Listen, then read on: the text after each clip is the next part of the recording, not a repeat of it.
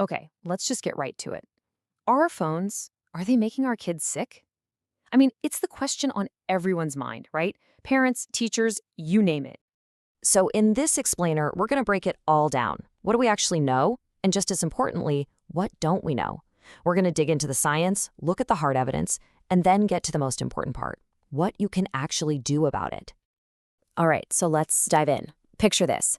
On one hand, you've got this really sharp, kind of unprecedented spike in reported anxiety and depression among teenagers. This all starts around the early 2010s. That's a fact. Now, at the exact same time, you see this other line just shoot up.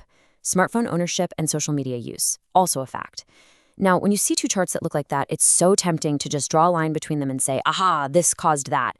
But, that's the classic trap. We've all heard it. Correlation does not equal causation. So what's really going on here? Well, to try and get to the bottom of this, a huge project brought hundreds of experts together. The goal was to sift through all the noise and see if they could find any kind of consensus on what the evidence actually says. And this is where it gets really fascinating. They asked these experts a simple question. Do you believe that heavy social media use leads to something called attention fragmentation? And look at this. A whopping 72% said, yeah, probably true. It's a fact that that's what they believe. They feel it in their gut, they see it in their lives. But, and this is a big but, a belief isn't the same as hard evidence, right? So what happens when you ask those exact same experts, okay, forget what you believe for a second, what's the actual level of evidence for that same claim? Well, this chart just perfectly sums up the entire debate. Look all the way to the right, the hard causal proof from studies in the real world. A tiny 9%. Only 9% of experts think that evidence is strong. That's a fact. So most of what we're working with here is just that correlation we talked about. A strong hunch, but not a smoking gun. Okay, so if we can't definitively say that smartphones caused the entire teen mental health crisis, where do we go from here? Well, instead of looking for that one big answer, scientists have focused on something else. What are the specific, provable ways that digital media can cause harm? Let's break down three really well-supported pathways. First up is the biological pathway, and it's probably the most straightforward one, sleep displacement. The logic here is just super simple. Having that phone in the bedroom physically displaces sleep. It just steals away time from a process that is absolutely essential for mental health. And the opportunity for this to happen is, well, it's everywhere. A staggering 95% of American teens have a smartphone. That's a fact. I mean, just let that sink in for a second. It's basically universal. And the research here is crystal clear and consistent. More screen time is linked to later bedtimes, sleeping for a shorter amount of time, and just plain worse quality sleep. It's a fact. It's a direct one-for-one trade-off. And here's the really crucial point from the research on sleep. It might not even be the content they're looking at that's the biggest issue. This study shows that the link to depressive symptoms is actually explained by the lack of sleep itself. That's a fact. So the phone isn't just a source of distraction. You can think of it more like a thief, literally stealing the hours the brain desperately needs to reboot and repair itself. That's an inference, but a really strong one. All right, so that's the biological pathway. Now let's move on to the second one, which is all about the psychological impact. And this really breaks down into two things: social comparison and exposure to harmful content. Social media is just designed from the ground up to make us constantly compare ourselves to these perfect, idealized images. And worse, its algorithms can sometimes push really harmful stuff into our feeds. And look, this isn't just a hunch or a vague feeling people have. It's a fact that when you ask them directly, nearly half, 46%, of teens say social media makes them feel worse about their bodies. And study after study confirms this link, showing that social media use is associated with lower body satisfaction, and the effect seems to be even stronger for younger kids. But beyond that social comparison, there's an even darker risk: exposure to content that actually normalizes things like self-harm. The US Surgeon General put out an advisory about this, and it's pretty chilling. It's a fact that viewer comments on these kinds of posts often give positive feedback, and they almost never encourage recovery. What happens is you get these dangerous online echo chambers, these little subcultures where this behavior is treated as normal or even praised. And for the most vulnerable kids, that can be absolutely devastating. Okay, the final pathway is the cognitive one. And honestly, this is something I think a lot of us adults feel too. It's that idea of attention fragmentation. That constant buzz, buzz, buzz of notifications and context switching is literally training our brains for distraction, making it so much harder to just sit down and focus on one thing. And just try to imagine the sheer volume. It's a fact that some teens get hundreds of notifications a day, even while they're sitting in class. Every single buzz, every ping, it's like a tiny little tear in the fabric of their concentration. It's more than just an interruption.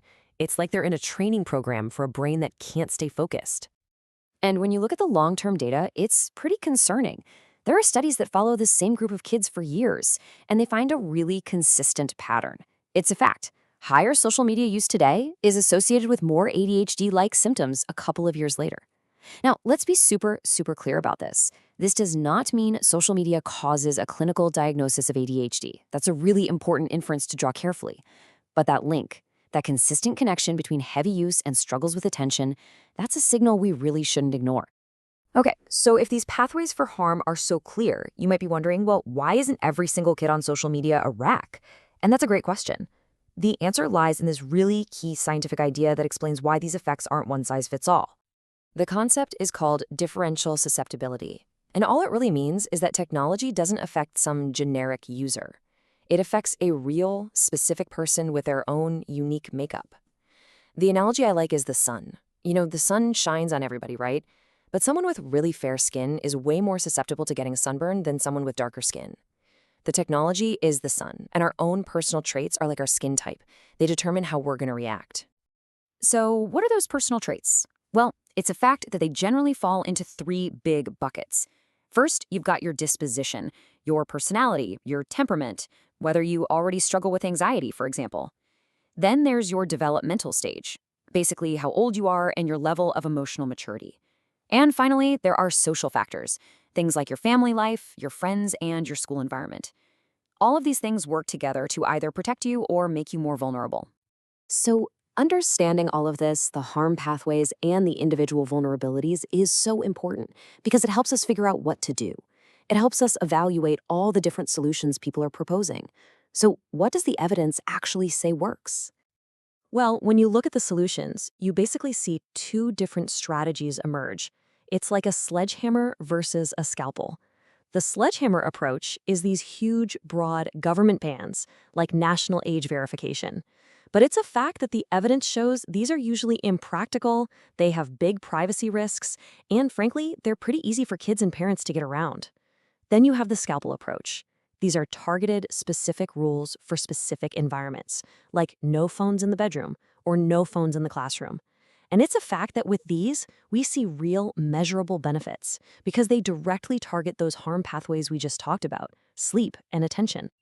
And this gets right to the heart of the problem, doesn't it? Top-down control just doesn't work that well if people on the ground don't buy in. I mean, if parents are actively planning to help their kids bypass the rules, then what's the point of the rule? The inference here is pretty clear. The real power isn't in sweeping government bans, it's in building healthier digital habits and skills from the ground up. Okay, so this brings us to the most important part of this whole discussion. What can you actually do right now, today? And the goal here isn't just about restricting things. It's about building what experts call digital resilience. And these aren't just random ideas. Each of these 4 steps is evidence-based and designed to directly push back against one of those harm pathways we talked about. Okay, number 1, enforce a bedroom ban. Seriously, this is a fact. It is the single highest impact thing you can do. It directly attacks that biological harm of sleep displacement. Number 2, swap restriction for conversation. This is called active mediation. Talk with them about their use, set the rules together. It's a fact that this builds trust and actually makes them more competent users. Number 3, support phone bans in schools.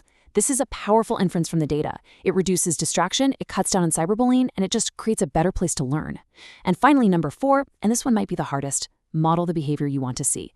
Put your own phone away at dinner, show them what it looks like. That's a strong inference, because as we all know, our actions speak way louder than our rules.